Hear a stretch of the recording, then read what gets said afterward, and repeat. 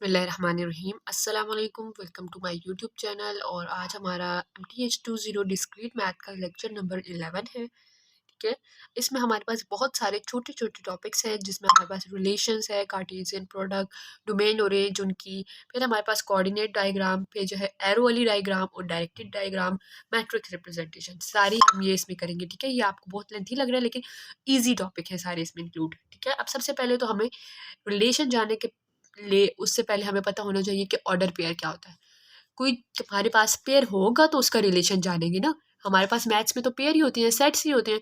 तो हमारे पास दो सेट्स होंगे, उनके पेयर होंगे, फिर उनको जो है हम रिलेशन बनाएंगे। तो उससे पहले हमारे पास जानने के लिए ज़रूरी है ऑर्डर पेयर क्या होता है। ठीक है, तो ऑर्डर पेयर देखिए, हमारे पास अगर एक सेट है उसमें ए और बी है, तो उसमें हमारे पास पहला जो मेंबर होगा वो हमारे पास फर्स्ट होगा, सही है, और दूसरा जो होगा वो सेकंड होगा। Consist of two elements a and b, in which a is first element, first है हमें देखने से ही पता है, and first element of a and b is, देखिए फर्स्ट एलिमेंट ए का होगा और बी जो है फर्स्ट एलिमेंट कैपिटल बी का होगा। ठीक है, ये आप इससे समझ नहीं आएगी आपको, ऑर्डर पेयर जो है एग्जांपल से समझ आएगी। Order is important, order pair है ना, तो क्या इंपॉर्टेंट है इसमें, main point order is important. अभी आगे देखिए तो आपको समझ आएगी। अब हमारे पास दो सेट हैं, पेयर बनाने हैं ना, तो हमने दो सेट लेने हैं, एक ए का सेट लेना है, एक बी का सेट लेना है। इसमें हमारे पास ए बी है और इसमें बी ए है।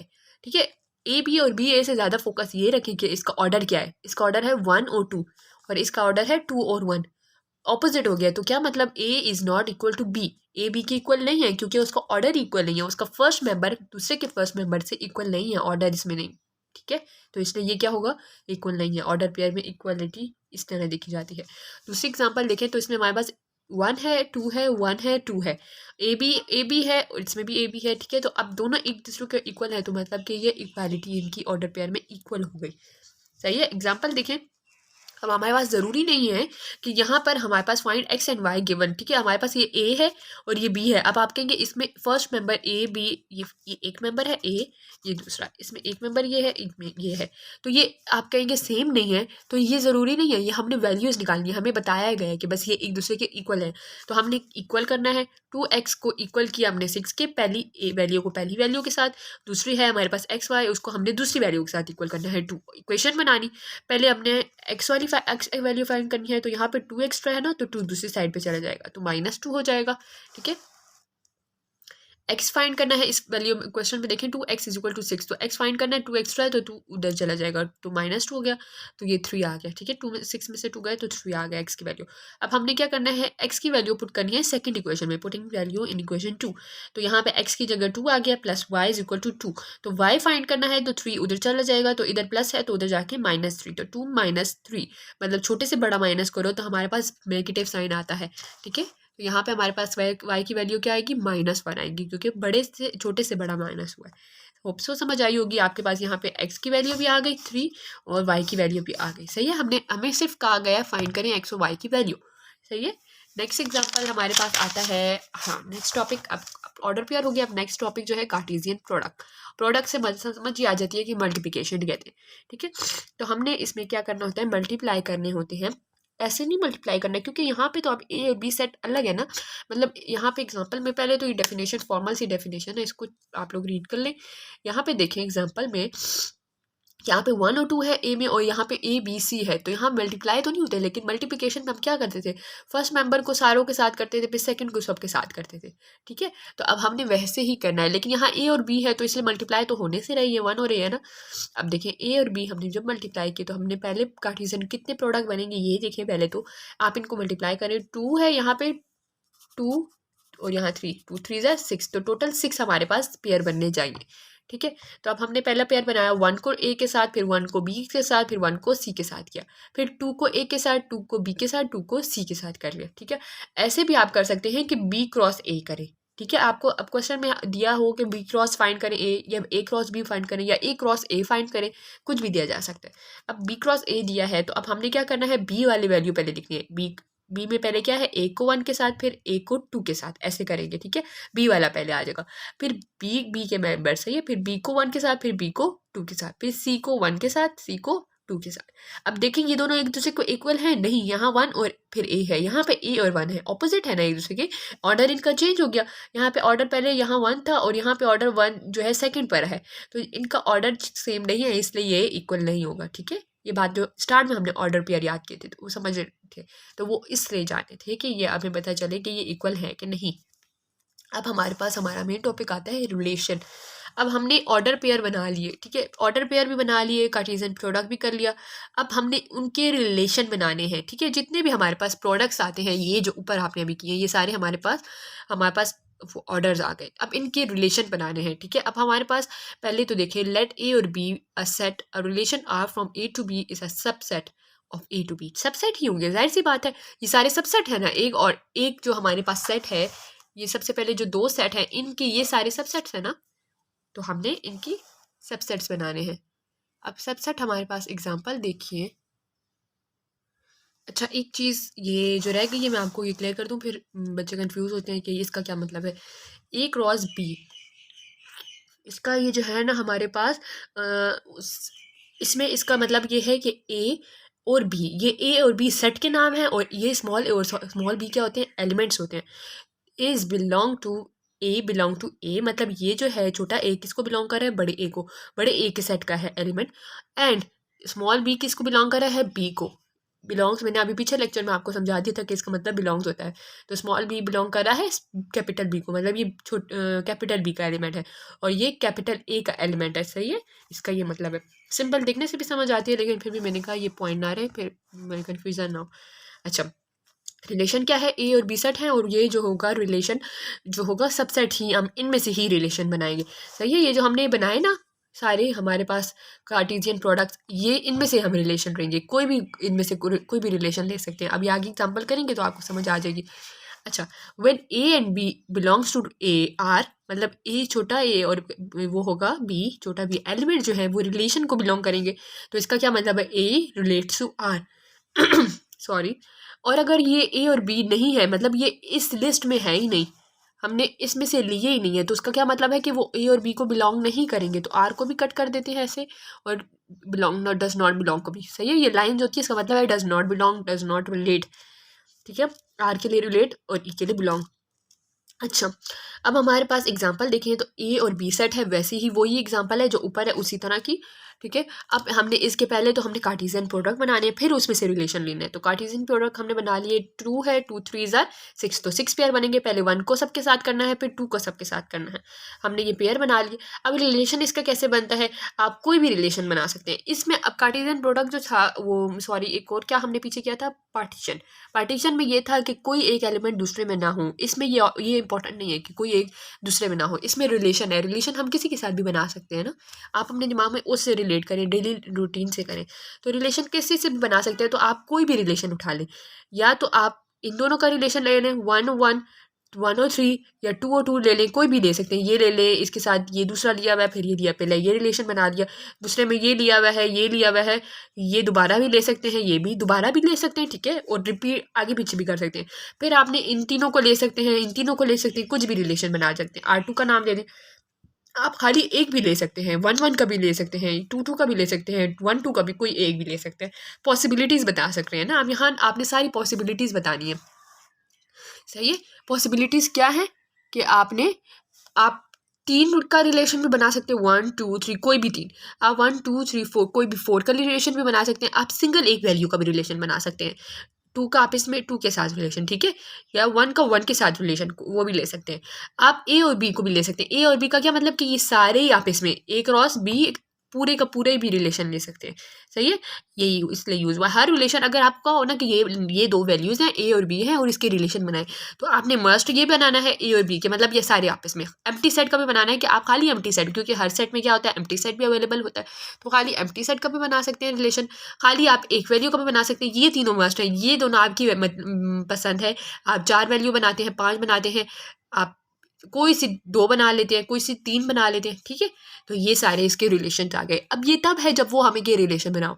अगर तो वो हमें रिस्ट्रिक्ट कर देते हैं कि आप रिलेशन बनाएं सिर्फ इवन नंबर का, कि जो जो इवन है, तो आप उसमें देखें कि खाली 2 और 2 इवन है, तो आपने वो बनाना है। आप उस ये भी दे सकते हैं, रिस्ट्रिक्ट कर सकते हैं कि वो बनाए जो कि सिर्फ 1 की टेबल में आते हैं, वो बनाए जो सिर्फ 2 की टेबल में आ सकते हैं, कोई भी आपको दे सकते हैं, ठीक है। वो फिर रिस्ट्रिक्शन होती है तो उस हिसाब से रिलेशन बदलते रहते हैं।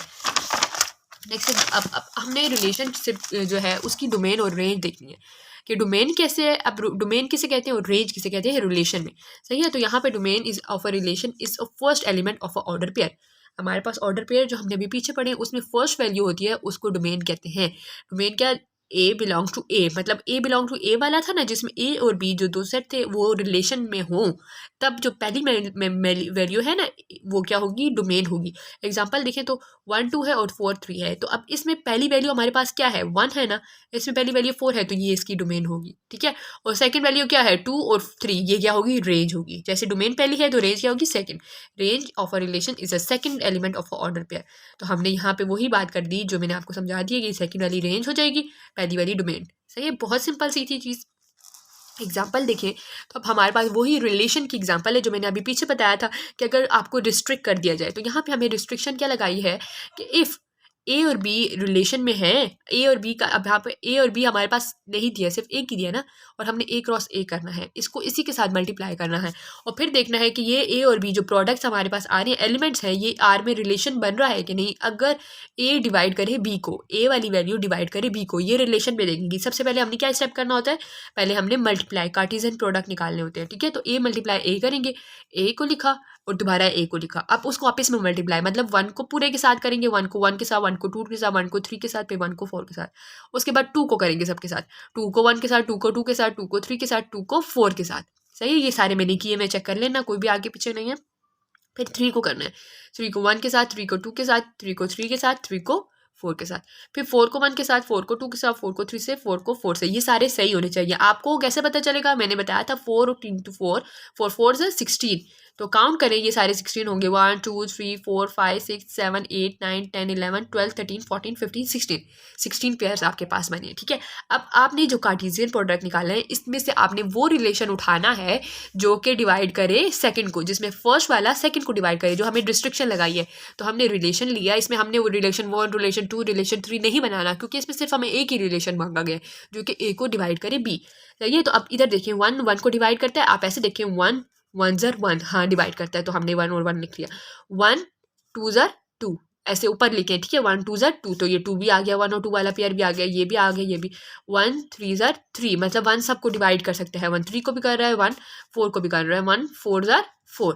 अब देखिए 2 1 ज़र 2 आता है, 2 नहीं डिवाइड कर रहा है, ठीक है। 2 1 ज़र 2 आता है। अब देखिए 2 1 ज़र 2, 2 1 ज़र 2, मतलब ये पेयर आ रहा है, 2 1 ज़र 2 डिवाइड कर रहे हैं, तो 2 1 ज़र 2। ऊपर मैं इसलिए लिख रही हूँ कि आप इस तरह के, क्योंकि डिवीजन में आप कंफ्यूज हो जाएंगे कि कैसे डिवाइड हो रहा है ये, तो इस तरह मैं इसलिए बता रही हूँ कि ये यहाँ पे जो नंबर है उसको पढ़े जिसकी ज़ार आ रहा है, और वो 2 1 ज़र 2।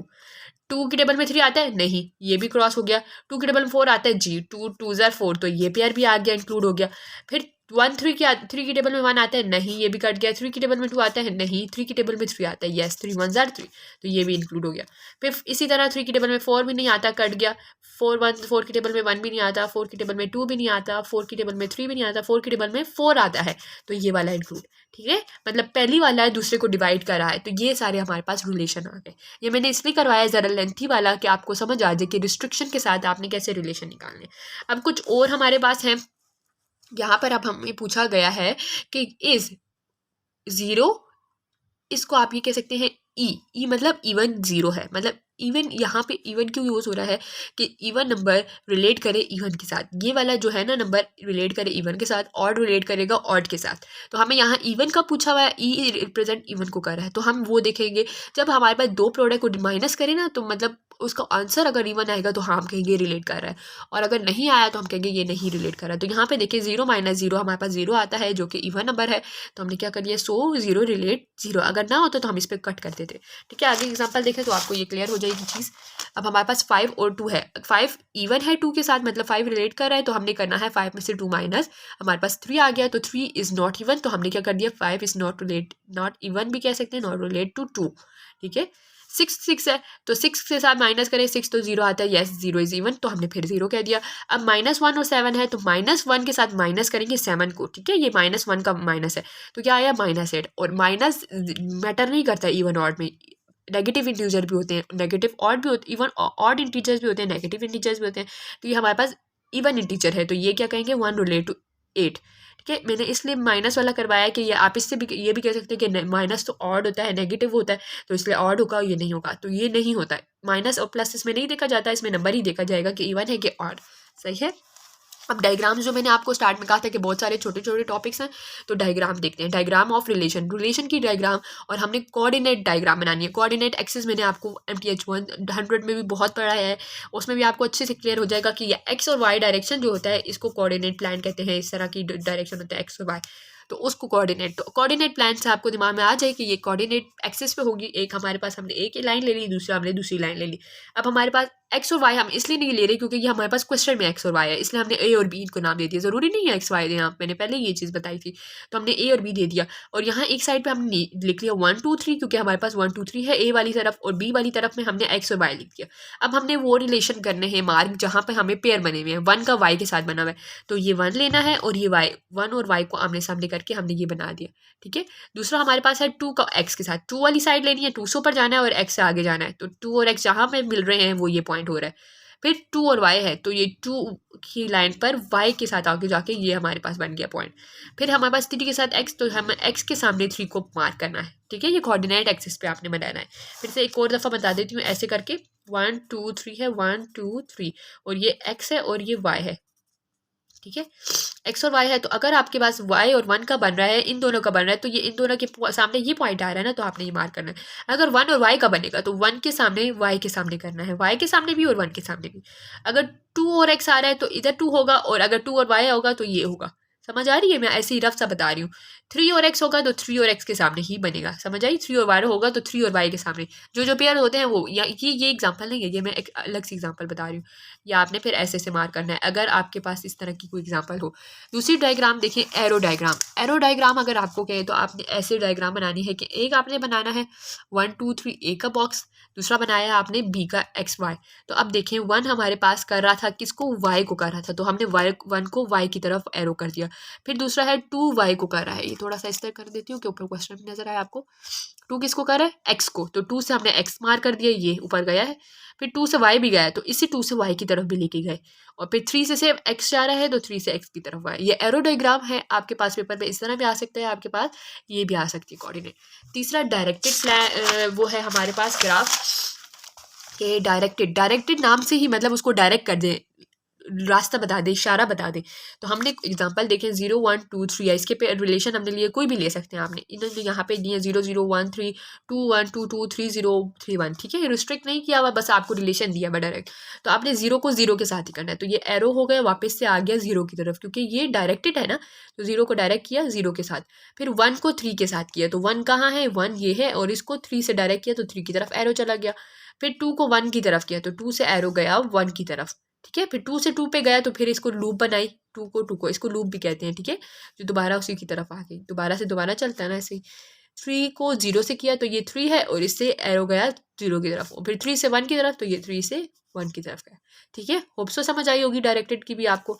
नेक्स्ट हमारे पास मैट्रिक्स रिलेशन है, ये पेपर में मेरे आया था, इसलिए मुझे ये याद है, तो आप लोगों को भी कह दूं कि ये शायद इंपॉर्टेंट हो, क्योंकि सारी डायग्राम्स इंपॉर्टेंट है, बहुत इजी कॉन्सेप्ट है। तो मैट्रिक्स है तो मैट्रिक्स की शेप में आएगा। ठीक है, एक ए है और एक बी है, तो हमने ए ले लिया, 1 2 3 साइड पे लिख लिया, और एक्स वाई ऊपर लिख दिया। अब हमारे पास पेयर्स देखने हैं, हमने जो बनाया 1 का वाई के साथ, तो जो होगा उसको हमने 1 लगाना है, और जो नहीं होगा उसको 0 लगाना है। तो 1 वाई के साथ है ना, तो 1 का रिलेशन वाई के साथ है, तो हमने 1 लगा दिया, और एक्स को हमने 0 कर दिया। फिर 2 का रिलेशन एक्स के साथ है, वाई के साथ नहीं है, तो 2 का रिलेशन 1 के साथ कर दिया। ठीक है, और 2 का रिलेशन वाई के साथ भी है, तो 2 का रिलेशन 1 के इधर भी हमने कर दिया, दोनों जगह पे 1 इसलिए लगाया कि 2 दोनों के साथ है। ठीक है, और फिर 3 सिर्फ एक्स के साथ है, तो 3 का रिलेशन एक्स के साथ, और 1 की जगह क्या आ गया 0। तो ये मैट्रिक रिप्रेजेंटेशन हो गई। होप सो आपको इस लेक्चर की समझ आई होगी। बहुत मज़े का लेक्चर था, थोड़ा लेंथी था लेकिन बहुत इजी और इंटरेस्टिंग था। उम्मीद है आपको समझ आई होगी। किसी पॉइंट की ना आई हो, मैं वही चीज़ रिपीट करूँगी, ये आप कमेंट बॉक्स में मुझसे पूछें, और अगर समझ आई है फिर भी कमेंट बॉक्स चेक करें। मेरी कोई मिस्टेक हुई हो तो ज़रूर निकालें, तो मैं भी इंसान हूँ, हो सकती है मुझसे भी गलती, तो माफ़ कीजिएगा गलती के लिए। और जो है मेंशन ज़रूर कीजिएगा कि मैं वो पिन कर देती हूँ, और स्टूडेंट को भी उससे बहुत फ़ायदा होता है। ठीक है, इजाज़त दीजिए, अल्लाह हाफ़िज़।